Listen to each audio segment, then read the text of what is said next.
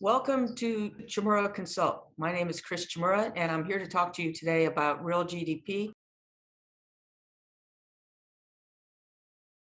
Fourth quarter came out this morning, and it grew at a 6.9% annualized rate. That's much stronger than most people had expected.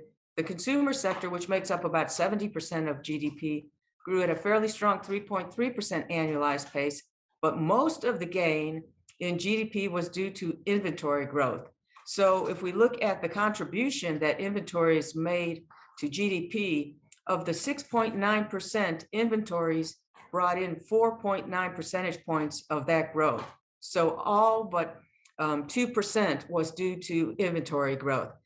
Inventory growth can be good and it can be bad. It's good if the economy is growing and inventories are increasing because further demand is expected. It's bad if inventories are growing because demand has dropped off. In that case, then we don't have as much purchases from the manufacturing sector, and GDP will slow in the future. In this case, the inventory growth is good. It was mainly in the retail and wholesale sector, and it was mainly increases in motor vehicles. And as most of you probably know, we've had a shortage of automobiles.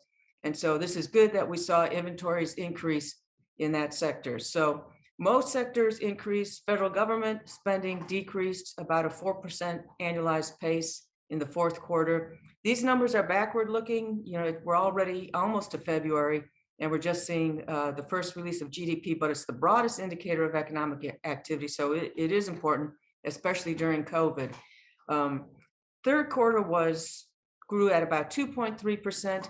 And as a baseline, anything above 2% is considered very fast growth.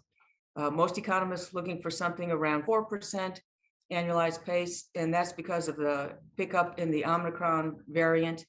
And then after that, we expect the economy to again grow more about 5-6% until we see the stimulus wearing off, again getting back to a baseline of about 2% in the following year, 2023. So overall, again, good news from the GDP report. The one piece of bad news was, again, inflation running around a 7% annualized pace, and that's something the Fed is keeping a close eye on.